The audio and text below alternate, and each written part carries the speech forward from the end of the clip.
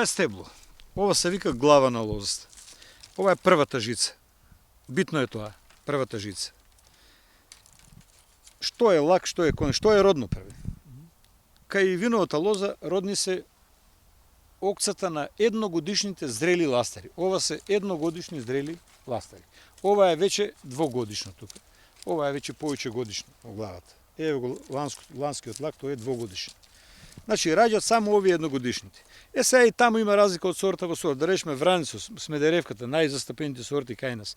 Кардиналот, Викторијата. Таму раѓаат сите окса, освен овие слепите што се тие се во основата, не може да ги видите вие. Сите окса се родни. Меѓутоа има сорти каде што првите 2-3 окса се неродни. Да речеме Мускат Италија, она без семки, го знаете, султанината. И афосадите во одредени услови исто е такво. Па и овие Шардонеа и така натака, каде што родот е главно од третото оксе па натаки. И таму се врши така наречена долга резидба, односно лаковите се оставаат на 8 до 12 окса. Во услови без наводнување не повеќе од 8 окса, не би требало 9 да се оди, меѓутоа во услови на наводнување може дури и до 12 окса ако лозата е силна. Меѓутоа, кај овие Вранецот, Смедеревката, таму се на средно долга резидба се практикува, а кај Кардиналот, да речеме, кај Викторијата, кратка резидба, лакови, не подолги од 5 окса. Па дури и некои кројат кордуница и само на кондири. И таму одличен род даваат, значи првите окса таму. Тоа е битна работа. Но генерално, значи родни се овие ластари. Овие едногодишни зрели ластари. И сега, кој е правило, ќе демонстрираме двокрак гиов начин. Се вика Геов по Жил Гиов, французин, тој прв го промовирал тој начин на кроење. Има еднокрак, има и двокрак. Кај нас скоро исклучиво се практикува двокракиот гиов начин, но да речеме во Италија многу често се крое на еднокрак гиов начин. Каков е тој двокрак, како е? Двокрак е, значи, еве главата и сега овде има кондир и лак на едната страна, кондир и лак има на другата страна.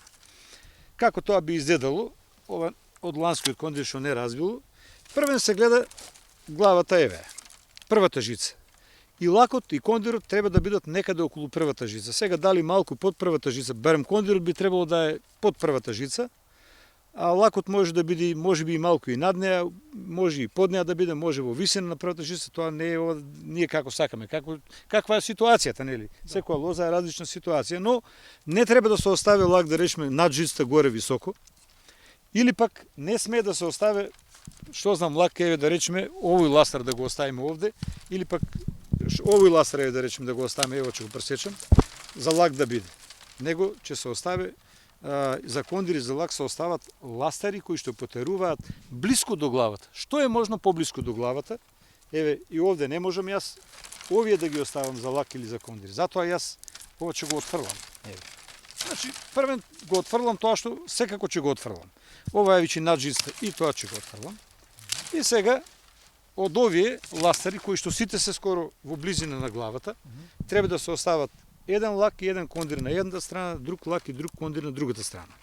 Но бидејќи има овде малку мрзнење, јас ќе оставам можеби и малку повеќе кондир, лак ќе биде еден. И нема да го оставам најдебелиот, ќе оставам нешто потенок. Еве, например овде, на овој крак.